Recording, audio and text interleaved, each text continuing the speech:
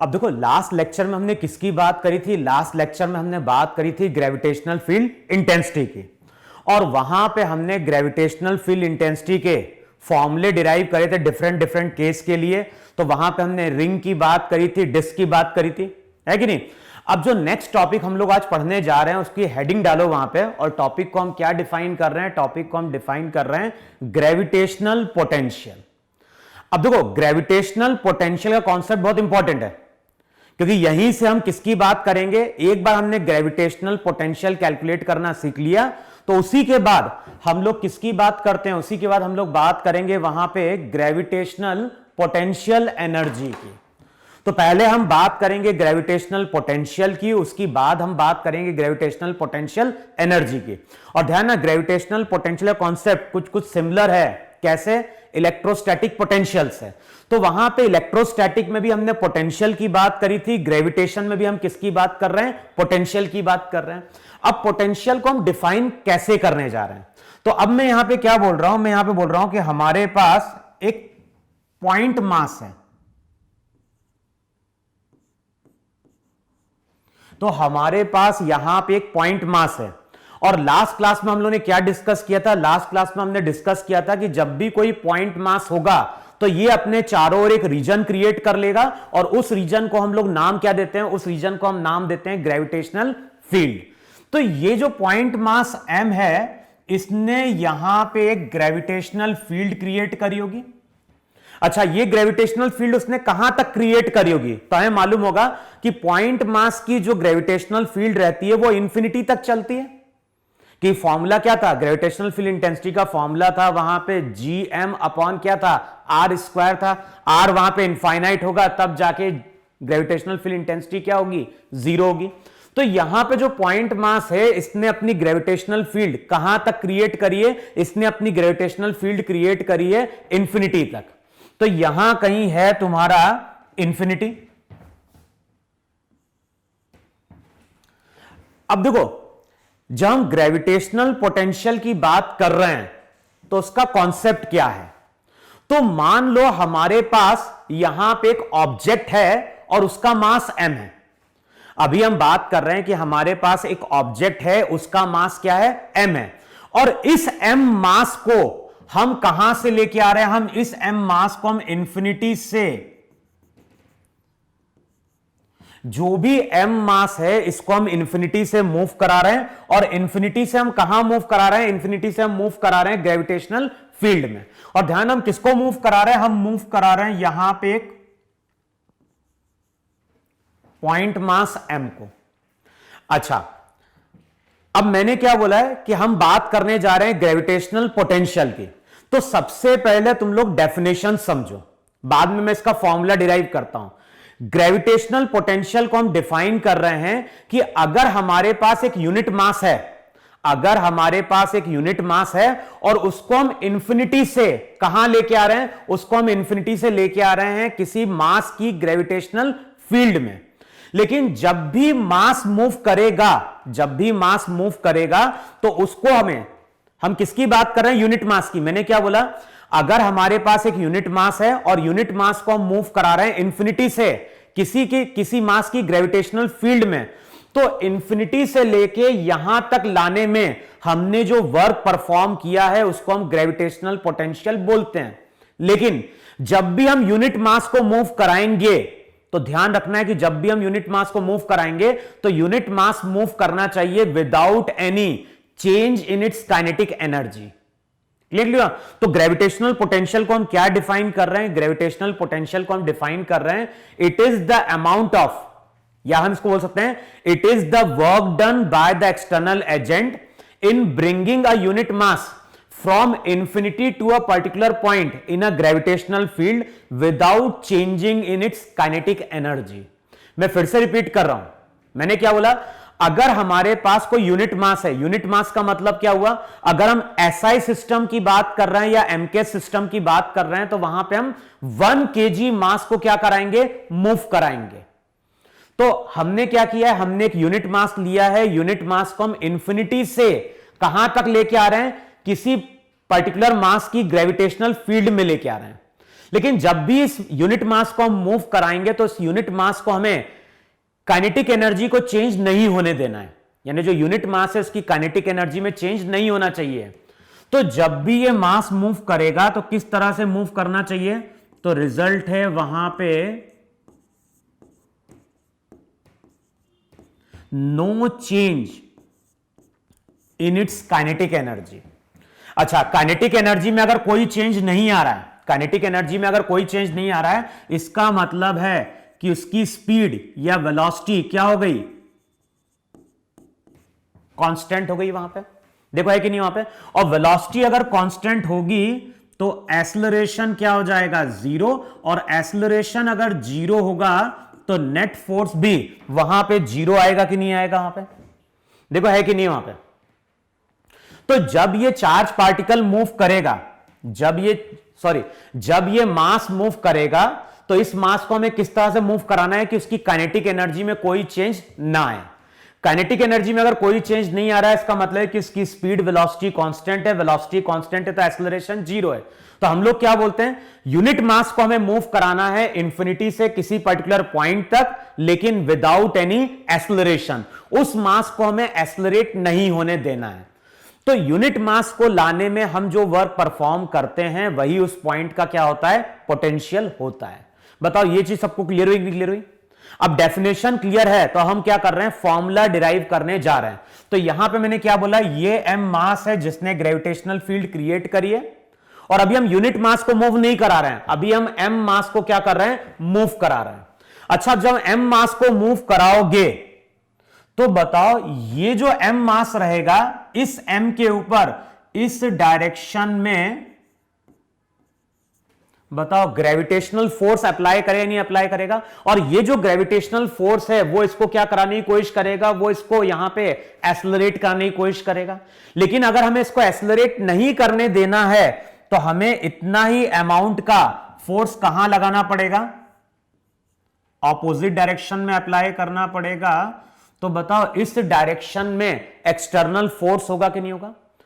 तो अगर ये पार्टिकल एक्सेलरेट नहीं कर रहा है, अगर ये पार्टिकल एक्सेलरेट नहीं कर रहा है तो उस केस में हमने जो भी फोर्स अप्लाई किया है, बताओ वो ग्रेविटेशनल फोर्स के बराबर होगा कि नहीं होगा? अब मान लो किसी टाइम पे ये डिस्टेंस दिया हुआ है वहां पे r, किसी टाइम पे मान लो कि जो m मास है वो कितने डिस्टेंस पे, r डिस्टेंस पे, तो उस टाइम पे जो ग्रेविटेशनल फोर्स बन रहा होगा उसकी वैल्यू थी GMM अपॉन क्या हो जाएगा, r स्क्वायर। बताओ यही है कि नहीं वहां पे? तो जो भी फोर्स रहेगा वो हो जाएगा GMM बाय r स्क्वायर। जितना फोर्स ग्रेविटी अप्लाई कर रही है उतना ही फोर्स हम अप्लाई कर रहे होंगे वहां पे।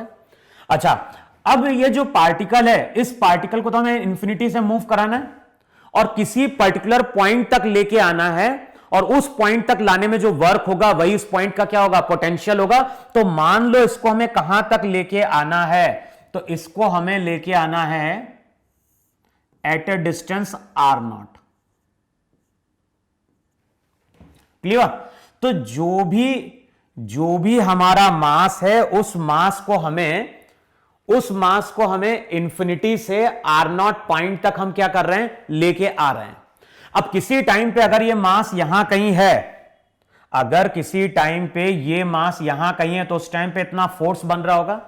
अब मैंने अगर इस पार्टिकल को यहां पे स्मॉल अमाउंट से डिस्प्लेस किया, अगर हम इसको स्मॉल अमाउंट से डिस्प्लेस करेंगे कहां, लेफ्ट की ओर, तो बताओ फोर्स और डिस्प्लेसमेंट दोनों के बीच में एंगल कितना है? तो यहां पे फोर्स और डिस्प्लेसमेंट दोनों के बीच में एंगल बताओ 180 डिग्री है कि नहीं है वहां पे? तो अगर मैं यहां पे बात करूं फोर्स की, तो बताओ जो फोर्स हम अप्लाई कर रहे हैं वो फोर्स यहां पे वेरिएबल है कि नहीं है? तो फोर्स जो है, फोर्स तो हमारा यहां पे क्या हो गया, वेरिएबल। फोर्स अगर वेरिएबल है तो वर्क डन का तुम लोगों ने फॉर्मूला पढ़ा होगा, वर्क डन का फॉर्मूला था F.dr।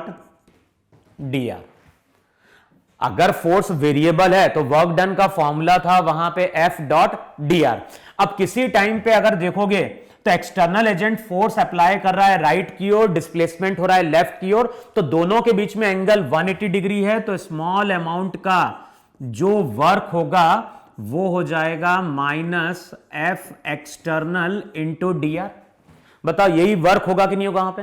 लेकिन वहां पे ये तुम लोगों को समझाया था कि डी आर का साइन क्या प्लेस करना है।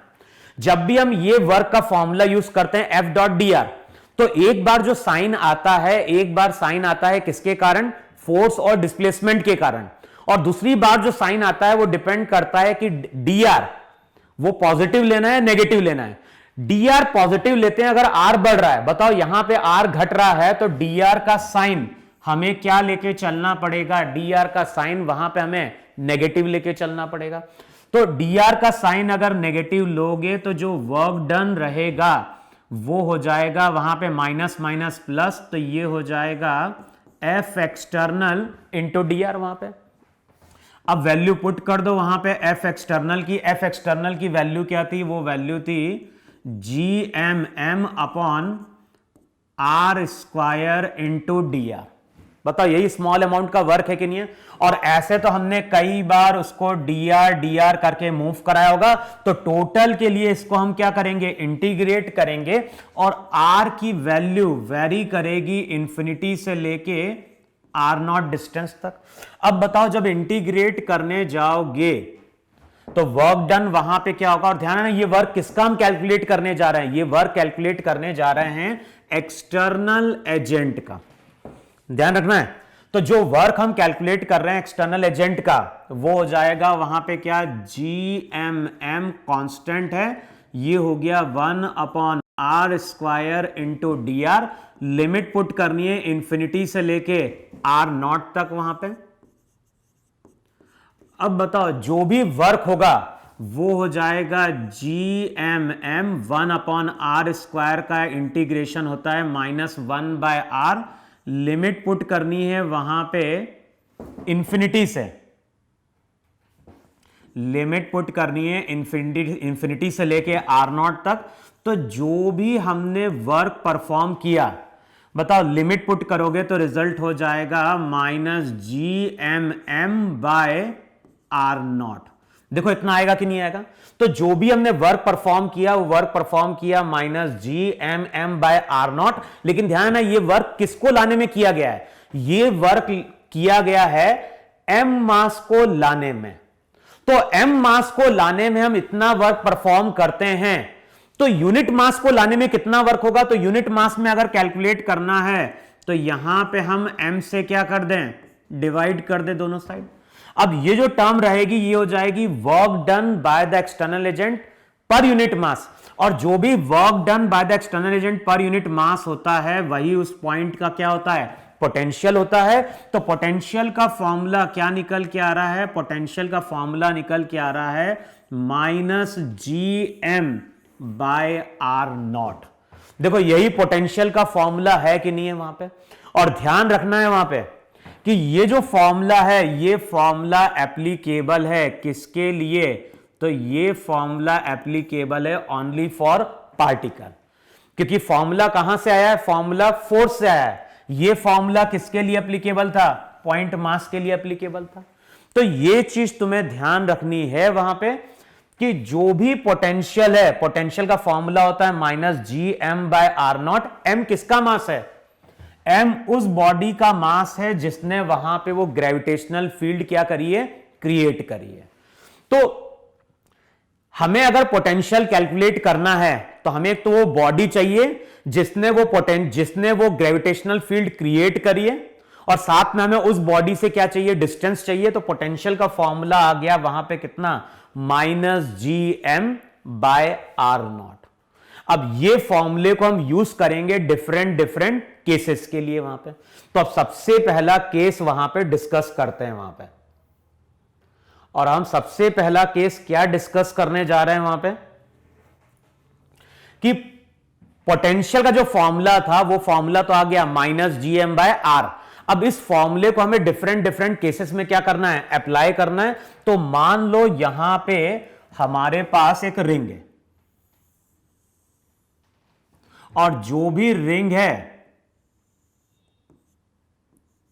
रिंग का रेडियस r है, रिंग का मास कितना है, m है, और रिंग के सेंटर से x डिस्टेंस पे हमने कोई पॉइंट लिया है और इस पॉइंट पे पोटेंशियल हमें क्या करना है, कैलकुलेट करना है।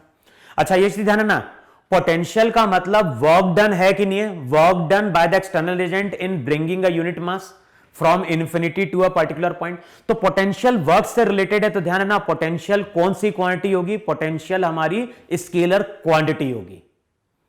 पोटेंशियल की जब भी हम बात करेंगे, पोटेंशियल हमारी क्या होगी, स्केलर क्वांटिटी होगी। अब जिस तरह से वर्क पॉजिटिव नेगेटिव होता है, जिस तरह से वर्क पॉजिटिव नेगेटिव होता है, तो उस तरह से पोटेंशियल भी हमारा क्या हो सकता है, पॉजिटिव नेगेटिव हो सकता है या नहीं हो सकता है। यहां पे इलेक्ट्रोस्टैट के केस में तो होता था, क्योंकि इलेक्ट्रोस्टैट में हम बात करते थे बॉडी की, चार्ज बॉडी की, चार्ज बॉडी हमारी क्या होती थी, पॉजिटिव नेगेटिव होती थी, जिसके कारण पोटेंशियल वहां पे पॉजिटिव नेगेटिव बनता था। लेकिन यहां पे जब भी हम बात करेंगे तो पोटेंशियल हमारा हमेशा क्या होगा, नेगेटिव निकल के आएगा। समझ में, इलेक्ट्रोस्टैट में पोटेंशियल पॉजिटिव नेगेटिव होता था, क्योंकि चार्ज वहां पे कभी पॉजिटिव नेगेटिव होता था। लेकिन जब ग्रेविटेशन की बात करेंगे तो पोटेंशियल हमेशा वहां पे क्या होगा, नेगेटिव रहेगा। पोटेंशियल स्केलर क्वांटिटी है, इसकी यूनिट क्या होगी, इसकी यूनिट एसआई सिस्टम में होगी जूल पर केजी, क्योंकि work done per unit mass है तो ये हो जाएगा जूल पर केजी, है कि नहीं। और सीजीएस में जाओगे तो क्या हो जाएगा, सीजीएस में हो जाएगा वहां पे अर्क्स पर ग्राम हो जाएगा वहां पे। तो इतनी चीज क्लियर हुई। अब पहला केस हम क्या कंसिडर कर रहे हैं, हमारे पास एक रिंग है, रिंग के कारण हमें सेंटर से एक्स डिस्टेंस पे एक पॉइंट लिया और यहां पे हमें पोटेंशियल क्या करना है, कैलकुलेट करना है। अब पोटेंशियल कैसे कैलकुलेट करेंगे, तो हमें मालूम है फॉर्मूला वहां पे क्या था, फॉर्मूला था v equals to minus GM/R0, ये फॉर्मूला था। लेकिन ये फॉर्मूला एप्लीकेबल था किसके लिए, एक पार्टिकल के लिए। तो सबसे पहले यहां कहीं एक पार्टिकल लो, इस पार्टिकल का मास लो वहां पे dm, और ये जो पार्टिकल है, इस पार्टिकल से ये जो पॉइंट है, इसका डिस्टेंस क्या होगा, इसका डिस्टेंस हो जाएगा r square plus X square. देखो है कि नहीं है वहां पे भाई, जो डिस्टेंस है यहां से यहां तक का वो हो जाएगा under root R square plus वहां पे क्या हो गया, एक्स स्क्वायर हो गया। अब तुम क्या करोगे, वहां पे इस पॉइंट के कारण यहां पे पोटेंशियल कितना है, तो वो लिखोगे डीवी, डीवी की वैल्यू हो जाएगी माइनस GDM अपॉन डिस्टेंस हो गया R square plus X square. अब ध्यान है ये पोटेंशियल किसके कारण है, ये पोटेंशियल तो यहां पे एक स्मॉल एलिमेंट के कारण है। और बताओ यहां पे ऐसे नंबर ऑफ स्मॉल एलिमेंट्स होंगे कि नहीं होंगे। ध्यान रखना है कि ये जो रिंग है, ये रिंग मैंने किस प्लेन में ली है, ये रिंग मैंने YZ प्लेन में ली है। तो सभी पॉइंट से इस रिंग के जितने ही पार्टिकल होंगे वहां से जब इसको हम ज्वाइन करेंगे, बताओ ज्योमेट्री कौन की बनेगी, नहीं बनेगी। तो सबके लिए डिस्टेंस सेम है, एक के कारण पोटेंशियल इतना है, तो टोटल के लिए इसको हम क्या करेंगे, इंटीग्रेट करेंगे। बताओ इंटीग्रेट करोगे तो क्या चीज कांस्टेंट है, minus G upon under root R square plus X square constant है, बचेगा क्या, इंटीग्रेशन ऑफ dm। dm वहां पे एक पार्टिकल का मास है, ऐसे हम नंबर ऑफ पार्टिकल के मास को ऐड करेंगे तो हमें टोटल मास मिलेगा। तो पोटेंशियल का फॉर्मूला हो जाएगा minus GM upon under root हो जाएगा वहां पे R square plus X square. अब ध्यान है ये पोटेंशियल हमने रिंग के कारण कहां पे कैलकुलेट किया है, उसके सेंटर से एक्स डिस्टेंस पे। अच्छा नेक्स्ट केस हमारा क्या बन सकता है वहां पे, तो नेक्स्ट केस जो पॉसिबल है वहां पे, वो पॉसिबल है यहां पे कि हमारे पास एक रिंग है, हमारे पास यहां पे एक रिंग है, रिंग का मास कितना है, रिंग का मास m है, रिंग का रेडियस कितना है, r है। तो रिंग का मास m, रिंग का रेडियस r। अब हमें फिर से कैलकुलेट करना है कि इस रिंग के कारण इसके सेंटर पे पोटेंशियल कितना होगा। तो फिर से हम क्या करेंगे, फॉर्मूला एप्लीकेबल है पार्टिकल के लिए, तो यहां पे पहले एक पार्टिकल लोगे, इस पार्टिकल का मास कितना, dm। अब इस पार्टिकल से इस पॉइंट का डिस्टेंस कितना, r। तो जो भी पोटेंशियल आएगा, पोटेंशियल हो जाएगा माइनस GdM बाय r। ये पोटेंशियल तो वहां पे किसका है, ये पोटेंशियल तो वहां पे एक पार्टिकल का है।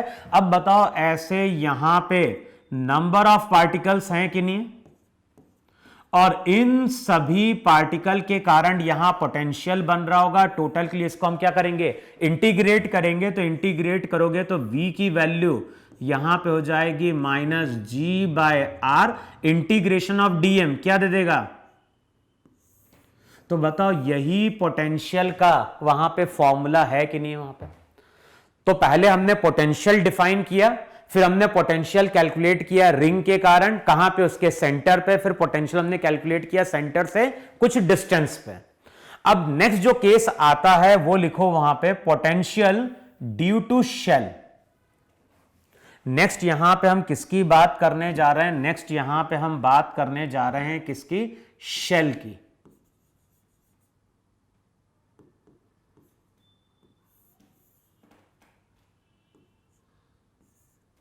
तो नेक्स्ट यहां पे हम किसकी बात करने जा रहे हैं, शेल की। मान लो ये यहां पे हमारा एक शेल है, यहां पे एक शेल है और शेल का रेडियस वहां पे r है। तो हमारे पास एक शेल है, शेल का रेडियस r है, शेल का मास कितना है, शेल का मास दिया हुआ है m। अच्छा, इस शेल की बताओ, इस शेल की हमने ग्रेविटेशनल फील्ड इंटेंसिटी कैलकुलेट करी थी कि नहीं कैलकुलेट करी थी। और वहां पे जब हमने ग्रेविटेशनल फील्ड इंटेंसिटी कैलकुलेट करी थी तो हमने क्या बोला था, हमने बोला था कि जितनी भी स्फेरिकल बॉडी हैं, जितनी भी स्फेरिकल बॉडी है वो किसकी तरह बिहेव करती है, वो पॉइंट मास की तरह बिहेव करती है। और उस मास को हम कहां पे मानते हैं, उस मास को हम मानते हैं कहां पे, उसके सेंटर पे, वहां पे। तो यहां पे जब हम शेल की बात करेंगे तो इसको हम एक पॉइंट मास की तरह ट्रीट करेंगे, और वो मास कहां पे, उसके सेंटर पे। अब बताओ यहां से अगर हमें r डिस्टेंस पे कोई पॉइंट दिया हुआ है, और अगर हमें इस पॉइंट पे क्या कैलकुलेट करना है, इस पॉइंट पे अगर हमें पोटेंशियल कैलकुलेट करना है, तो अब बताओ इसको हम किसकी तरह ट्रीट करेंगे, इसको हम ट्रीट करेंगे एक पार्टिकल की तरह। तो यहां पे जो पोटेंशियल आएगा वो आएगा आउटसाइड। और बताओ जो आउटसाइड पोटेंशियल निकल के आता है उसका फॉर्मूला हो जाएगा माइनस GM बाय R। देखो है कि नहीं है वहां पे।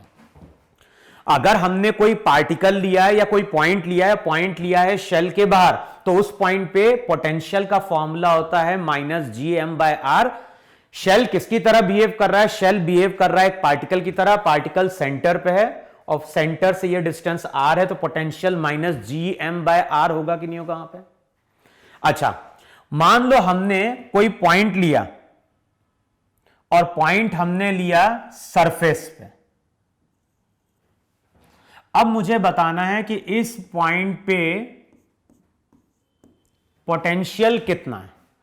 अब बताओ फिर से, इस मास को अगर हम सेंटर में मानेंगे तो यहां से लेके यहां तक का डिस्टेंस r होगा। तो जो पोटेंशियल आता है कहां पे, सरफेस पे,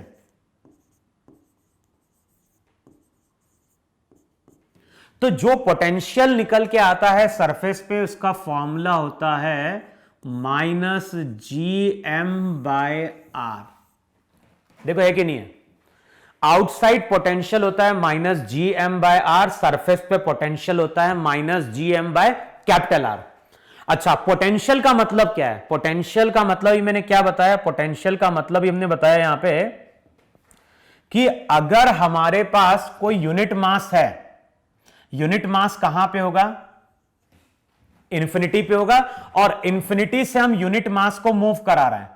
यूनिट मास का मतलब यहां पे 1 kg मास है कि नहीं, अगर हम बात कर रहे हैं किसकी, SI सिस्टम की, वहां पे तो हमारे पास 1 kg या बोल सकते हैं यूनिट मास है। और इस यूनिट मास को हम इंफिनिटी से यहां तक लेके आए, इस पॉइंट तक लाने में जो वर्क होगा बताओ वही इस पॉइंट का पोटेंशियल होगा कि नहीं होगा।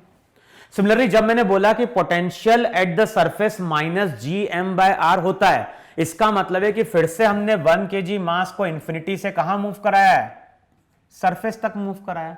अब इस केस में फिर से जो वर्क होगा वही उस पॉइंट का वहां पे क्या बन जाएगा, पोटेंशियल बन जाएगा। अब अगर हमने कोई पॉइंट लिया है और वो पॉइंट हम कहां ले रहे हैं, वो पॉइंट हम ले रहे हैं अंदर, यहां कहीं ले रहे हैं, और ये डिस्टेंस अब मैं डिफाइन कर रहा हूं आर डैश। अब मुझे क्या बताना है, मुझे बताना है कि अगर इनसाइड की बात करते हैं तो बताओ इनसाइड का पोटेंशियल क्या होगा। तो पोटेंशियल को हम किससे रिलेट कर रहे हैं, वर्क से, और हमें मालूम है कि इंफिनिटी से जब इस पॉइंट तक आएंगे तो वर्क परफॉर्म करना पड़ेगा, इंफिनिटी से सरफेस तक आएंगे तब वर्क परफॉर्म करना पड़ेगा। लेकिन अगर हमने यहां पे एक ओपनिंग बना दी, मान लो यहां पे हमने एक ओपनिंग बना दी और इसके बाद भी हम 1 kg मास को हम फर्दर कहां लेके जा रहे हैं, अंदर लेके जा रहे हैं। तो हमें मालूम है कि शेल के अंदर ग्रेविटेशनल फील्ड इंटेंसिटी क्या होती है, 0 होती है। इंटेंसिटी का मतलब होता है फोर्स पर यूनिट मास। तो यहां पे जब हम शेल के अंदर जाएंगे इंटेंसिटी 0 होगी, इंटेंसिटी 0 होगी तो ग्रेविटेशनल फोर्स 0 होगा, और ग्रेविटेशनल फोर्स अगर 0 है तो बताओ उस केस में फिर हमें कोई वर्क परफॉर्म करना पड़ेगा क्या। अभी तक हमें वर्क क्यों परफॉर्म करना पड़ रहा था, क्योंकि हमें पार्टिकल को एक्सेलरेट नहीं होने देना था। तो जितना ग्रेविटी फोर्स लगा रही थी उतना ही हम फोर्स अप्लाई करते हैं, और जब हम फोर्स अप्लाई करते हैं तो वर्क होता है।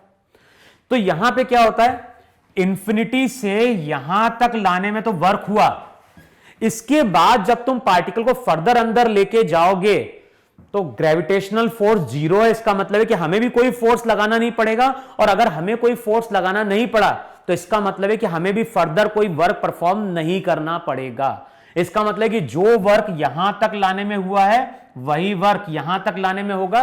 तो जो पोटेंशियल आता है इनसाइड उसका फॉर्मूला होता है माइनस GM/R। यही शेल के पोटेंशियल का फॉर्मूला है, और इन्हीं रिजल्ट्स को आगे हम क्या करते हैं, यूज करते हैं।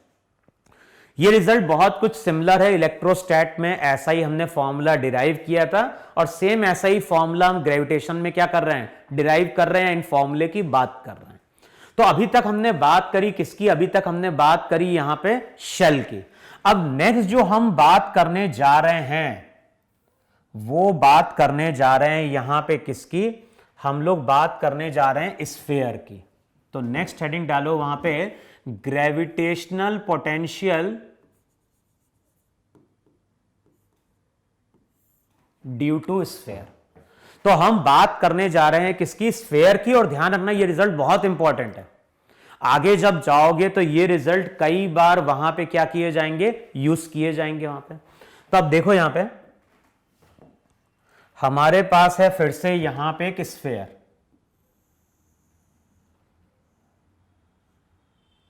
तो ये हो गया हमारा एक स्फीयर। इसका रेडियस कितना था, इसका रेडियस था वहां पे R।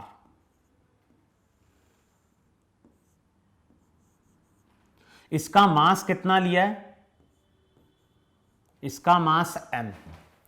अब देखो अगर कोई, मैंने क्या बोला है, अगर स्फेरिकल बॉडी है तो जितनी भी स्फेरिकल बॉडी है वो किसकी तरह बिहेव करती हैं, वो बिहेव करती हैं पॉइंट मास की तरह। उस मास को हम कहां मान लेते हैं, सेंटर में मान लेते हैं।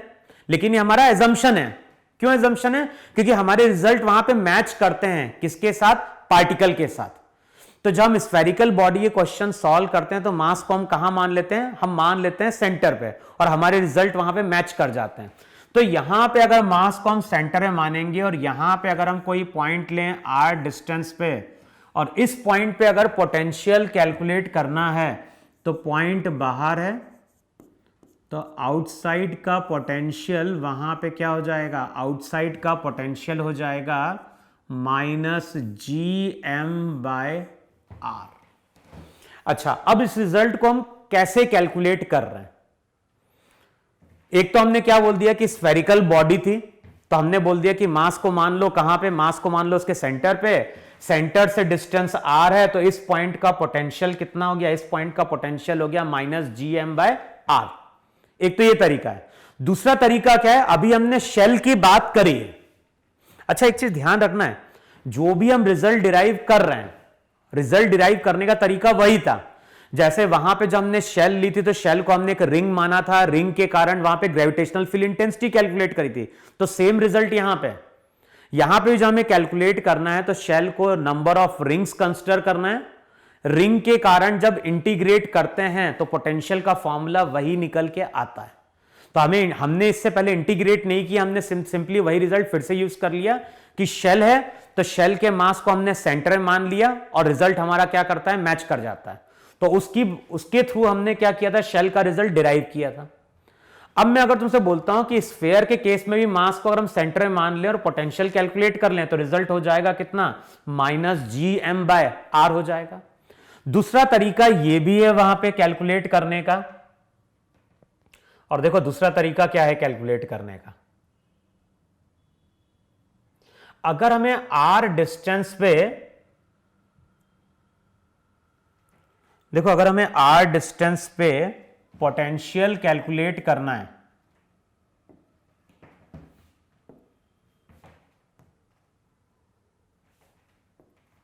अगर हमें r डिस्टेंस पे पोटेंशियल कैलकुलेट करना है तो ये जो सॉलिड स्फीयर है, ध्यान ना हम बात कर रहे हैं सॉलिड स्फीयर की, तो ये जो सॉलिड स्फीयर है बताओ ये नंबर ऑफ शेल का कलेक्शन है कि नहीं है यहां पे। तो इस तरह से हम यहां पे एक शेल मान सकते हैं कि नहीं मान सकते हैं। यहां पे हमने एक शेल मान लिया और इस शेल का मास हमने वहां पे क्या बोल दिया, इस शेल का मास हमने बोल दिया वहां पे कितना, dm। अच्छा, इस शेल के कारण यहां पे पोटेंशियल कितना होगा, तो इस शेल के कारण यहां जो पोटेंशियल बनेगा वो dv होगा। dv की वैल्यू क्या लिखी जाएगी, -g इंटू dm। डिस्टेंस कितना है, इस शेल के लिए पॉइंट बाहर है तो डिस्टेंस हो गया स्मॉल r। तो इस शेल के कारण बताओ यहां पोटेंशियल -gdm/r होगा कि नहीं होगा। अब बताओ इस रीजन में तो ऐसे यहां पे नंबर ऑफ शेल्स प्रेजेंट है कि नहीं प्रेजेंट है। तो टोटल पोटेंशियल अगर कैलकुलेट करना होगा तो इसको इंटीग्रेट करोगे तो पोटेंशियल निकल के आता है आउटसाइड और उसका फॉर्मूला होता है -g। इंटीग्रेशन ऑफ dm क्या दे देगा, तो रिजल्ट हो जाएगा -gm/r। बताओ यही पोटेंशियल है कि नहीं है आउटसाइड का वहां पे। तो अगर मुझे स्फीयर का पोटेंशियल कैलकुलेट करना है तो यहां पे हमने शेल का पोटेंशियल का फॉर्मूला क्या कर लिया है, यूज कर लिया है वहां पे। बताओ इतनी चीज सबको क्लियर हुई कि नहीं क्लियर हुई वहां पे। फिर से देखो हम सॉलिड स्फीयर की ही बात कर रहे हैं वहां पे, और अब जो पॉइंट लेने जा रहे हैं वो पॉइंट हम लेने जा रहे हैं कहां पे, अंदर। जैसे ये हमारा क्या था, शेल, ये है हमारा सॉलिड स्फीयर। तो ध्यान हम किसकी बात कर रहे हैं, हम बात कर रहे हैं यहां पे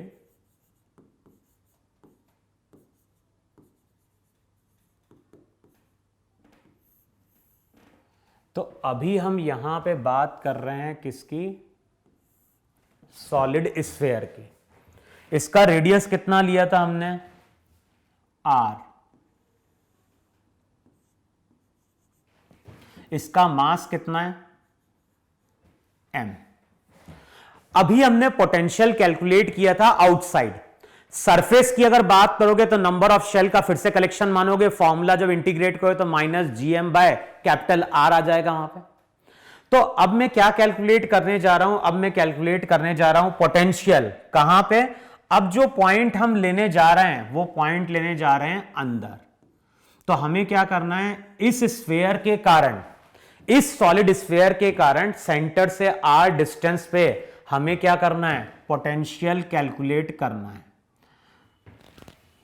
अब देखो सबसे पहले जहां पे पोटेंशियल कैलकुलेट करना है, जहां पे पोटेंशियल कैलकुलेट करना है वहां पे इस तरह से एक स्फीयर ड्रॉ कर दो।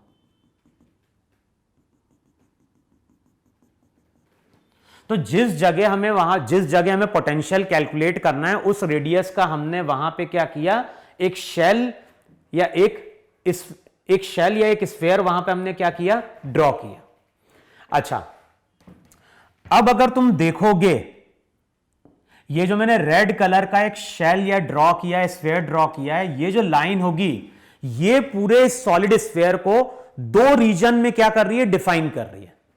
समझ में क्या बोल रहा हूं? मैंने क्या बोला वहां पे, जहां पे हमें पोटेंशियल कैलकुलेट करना है इनसाइड द स्फीयर, वहां पे क्या करो, एक शेल ड्रॉ कर दो।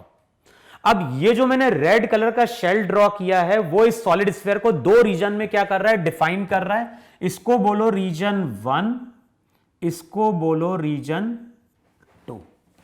अब रीजन 1 की बात करें या रीजन 2 की बात करें, अगर हम रीजन 2 की बात करेंगे तो बताओ रीजन 2 में ऐसे नंबर ऑफ शेल्स होंगे कि नहीं होंगे?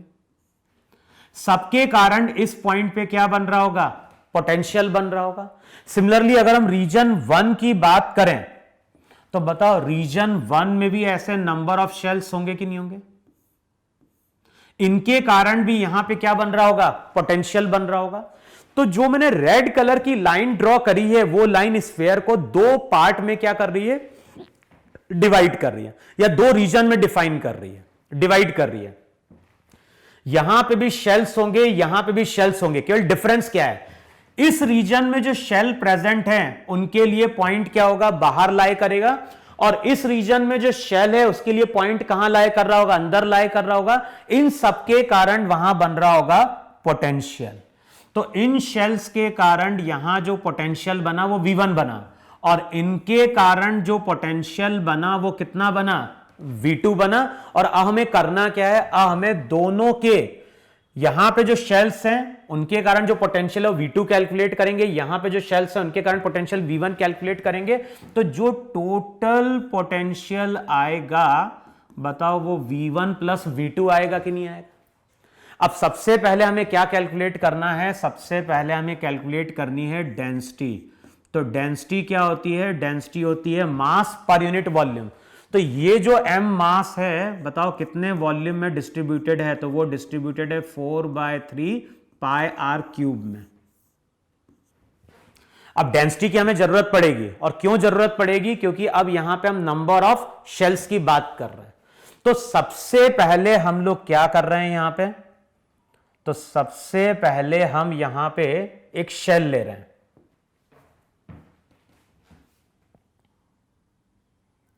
इस तरह से एक शेल लिया हमने। ये जो शेल हमने लिया है, ये शेल हमने लिया है मान लो x रेडियस का, और अभी जो हम पहला केस ले रहे हैं उसमें x की वैल्यू किससे कम है, x की वैल्यू स्मॉल r से कम है। अभी हम बात कर रहे हैं उन शेल्स के लिए जिसके लिए पॉइंट क्या है, बाहर है। अच्छा, अब यहां पे जो हमने शेल लिया है बताओ इसकी यहां पे कुछ थिकनेस भी होगी कि नहीं होगी वहां पे? तो ये जो शेल आएगा इसकी थिकनेस वहां पे हो जाएगी dx। अब इस शेल का बताओ मास कितना है वहां पे। अगर हम इस शेल के मास की बात करें तो बताओ वहां पे मास क्या होता है, मास होता है डेंसिटी इंटू वॉल्यूम। अब वॉल्यूम क्या होगा, चेक करो, वॉल्यूम अप्रोक्सीमेटली यही होगा कि नहीं होगा, 4πx² इंटू dx। ध्यान रखना ये रिंग नहीं है, ये शेल है, और इस शेल की थिकनेस dx है। तो पहले हमने एरिया कैलकुलेट किया, 4πx² dx से मल्टीप्लाई कर दिया, तो मास कितना निकल के आ गया, मास निकल के आ गया m। रो की वैल्यू पुट करो, रो हो गया m अपॉन 4/3 पाई r क्यूब, यहां पे हो जाएगा 4πx² dx। देखो इतना है कि नहीं है वहां पे। अब क्या चीज कैंसिल आउट होगी, 4π कैंसिल आउट होगा, जो मास निकल के आता है वो आता है 3m अपॉन r क्यूब, है कि नहीं, 3m upon r cube x² into dx। Check करो, यही एक स्मॉल एलिमेंट का मास एक शेल का मास होगा कि नहीं होगा? अब बताओ, इस शेल का मास हमें मालूम है, अब इससे हमें कितने डिस्टेंस पे पोटेंशियल कैलकुलेट करना है? तो हमें पोटेंशियल कैलकुलेट करना है एट ए डिस्टेंस r पे। अब बताओ, इसके लिए ये पॉइंट, इस शेल के लिए पॉइंट बाहर है, तो पोटेंशियल का फॉर्मूला क्या हो जाएगा? पोटेंशियल का फॉर्मूला हो जाएगा dv। dv की वैल्यू हो जाएगी -g इंटू dm। देखो है कि नहीं है वहां पे? -g, रिजल्ट हो जाएगा वहां पे -g into dm upon distance कितना हो जाएगा? r। चेक करो यही होगा कि नहीं वहां पे? अब वैल्यू पुट कर दो तो रिजल्ट हो जाएगा -g बाय r। r ध्यान है ना, r सभी शेल के लिए कांस्टेंट होगा कि नहीं कांस्टेंट होगा? सभी शेल के लिए डिस्टेंस r बनेगा, तो रिजल्ट हो जाएगा -g बाय r। dm की वैल्यू क्या हो गई? dm की वैल्यू हो जाएगी 3m upon r cube into x square into dx। और ध्यान ना, ये पोटेंशियल आ ये पोटेंशियल आ रहा है किसके कारण? एक शेल के कारण। अब यहां पे तो ऐसे नंबर ऑफ शेल्स हैं, सबके कारण पोटेंशियल बन रहा होगा, तो टोटल के लिए हम इंटीग्रेट करेंगे, और इंटीग्रेट करेंगे कहां से कहां तक? तो इसको इंटीग्रेट करना है 0 से लेके कहां तक? स्मॉल r तक वहां पे। अब इसको इंटीग्रेट करोगे तो चेक करो वैल्यू क्या निकल के आ रही है। बाद में इस वैल्यू को हम यूज भी करेंगे वहां पे। देखो यहीं पे अगर कर पाए तो dv का कितना हो गया? पोटेंशियल कितना बोला था? v2।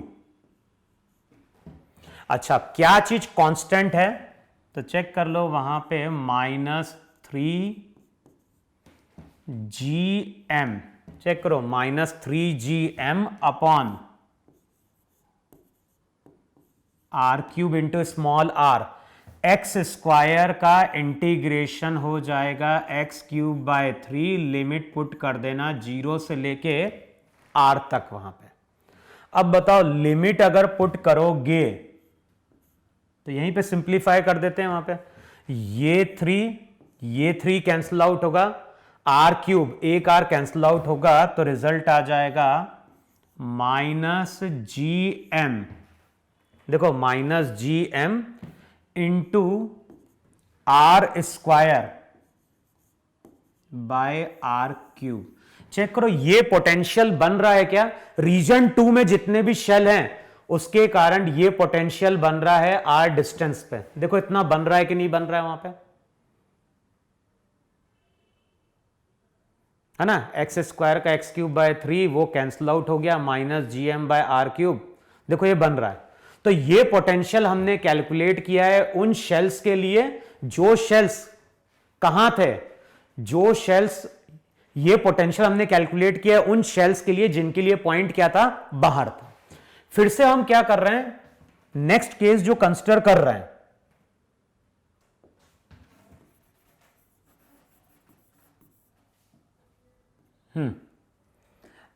अब देखो फिर से हम केस कंसीडर कर रहे हैं, यही डायग्राम लो और यहां पे बोल रहा हूं x की value greater than small r लो, यानी इसी पॉइंट की हम बात कर रहे हैं, इसी डायग्राम की बात कर रहे हैं। अब यहां पे डायग्राम में केवल क्या चेंज करो, जो पॉइंट है हमारा वो कहां आ जाएगा? r अंदर। तो अभी हमने वो शेल्स कंसीडर किए थे जिसके लिए पॉइंट बाहर था, हम वो शेल कंसीडर कर रहे हैं जिसके लिए पॉइंट क्या है? अंदर है वहां पे। अब इस शेल का मास तो मालूम है, तो बताओ पोटेंशियल कितना आएगा एक शेल के कारण? तो रिजल्ट हो जाएगा -g इंटू dm। और हमें मालूम है शेल की प्रॉपर्टी क्या थी? जो पोटेंशियल उसके सरफेस पे होता है वही पोटेंशियल अंदर बनता है। तो सरफेस के लिए डिस्टेंस x लिया जाएगा कि नहीं लिया जाएगा? तो एक शेल के कारण पोटेंशियल बनेगा -g dm बाय x, जो इसके सरफेस पे वही अंदर है। तो अगले स्टेप में वैल्यू हो जाएगी dv -g।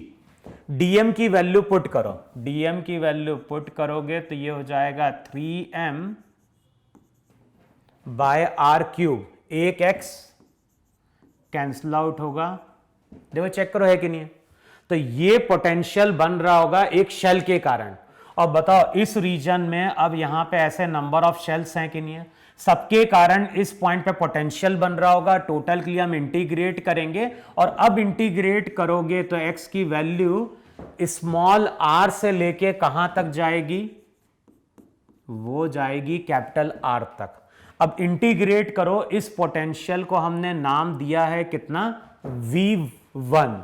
अब V1 की वैल्यू क्या होगी, तो रिजल्ट हो जाएगा -3gm अपॉन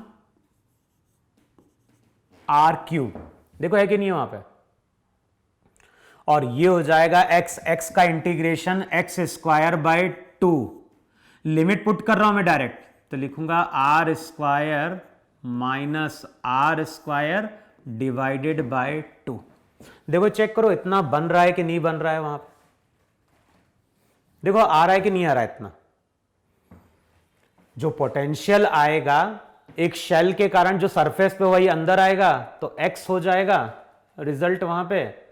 यहां पे x था, यहां पे x स्क्वायर था, कैंसल आउट हो गया, इतना आ गया। तो अगले स्टेप में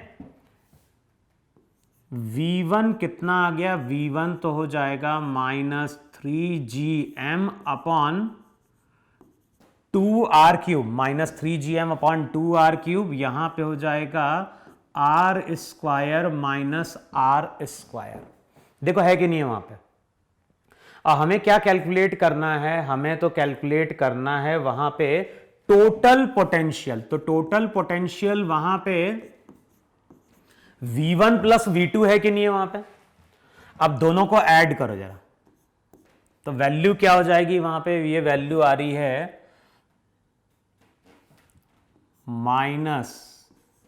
-3gm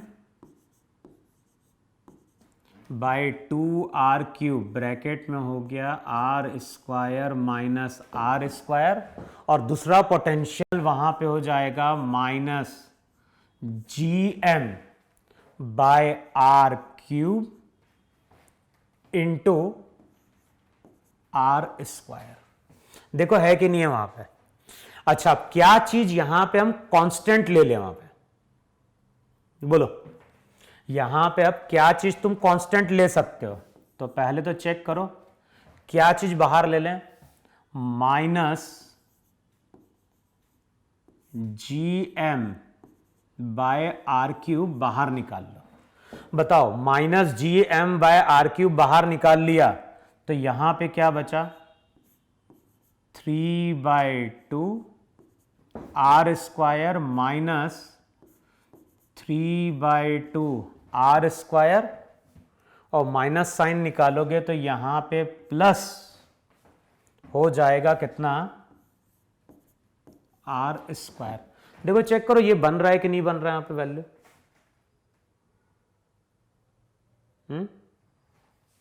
अब इसको सिंप्लीफाई करोगे तो रिजल्ट वहां पे आ जाएगा -gm बाय आर क्यूब।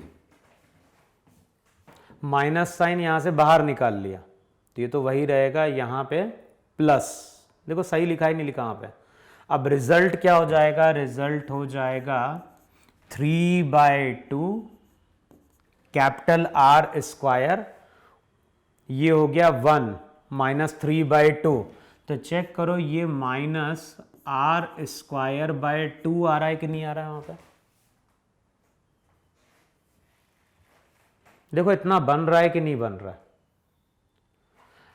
अब पोटेंशियल का फॉर्मूला क्या निकल के आ गया, तो पोटेंशियल का फॉर्मूला हमारा निकल के आ गया -gm अपॉन 2 कॉमन ले लें तो -gm upon 2r cube. Bracket में क्या आ रहा है, ब्रैकेट में आ रहा है 3r square minus small r square. यही हमारा फॉर्मूला होगा पोटेंशियल का, कहां पे, इनसाइड। तो अगर शेल के अंदर अगर शेल के अंदर अगर हमने कोई पॉइंट कंसिडर किया है तो उस पॉइंट पे जो पोटेंशियल आ रहा है उसका फॉर्मूला है -gm/2r³ ब्रैकेट में 3r² माइनस स्मॉल r²। इसको अब चेक कर लेते हैं कितना बन रहा है कि नहीं बन रहा है। वहां पे देखोगे मॉड्यूल में भी दिया हुआ है इसका डेरिवेशन, है ना। तो चेक करोगे तो फॉर्मूला जो आ रहा है वो यही आ रहा है -gm/2r³ ब्रैकेट में 3r² माइनस क्या हो गया r²। अब देखो अभी जो आज का लेक्चर है उसमें हमने बात करी है केवल किसकी, पोटेंशियल की। तो अभी तो लेक्चर को मैं यहां पे एंड कर रहा हूं। जो अगला लेक्चर आएगा, अगले लेक्चर में हम बात करेंगे वहां पे किसकी, पोटेंशियल एनर्जी की। तो वहां पे बताऊंगा कि इस फॉर्मूले को हम कैसे यूज करते हैं। बस केवल यह ध्यान रखना है। आइए मैं तुम्हें एक आइडिया देता हूं। पोटेंशियल का मतलब क्या होता है? पोटेंशियल का मतलब होता है यूनिट मास को लाने में किया गया वर्क।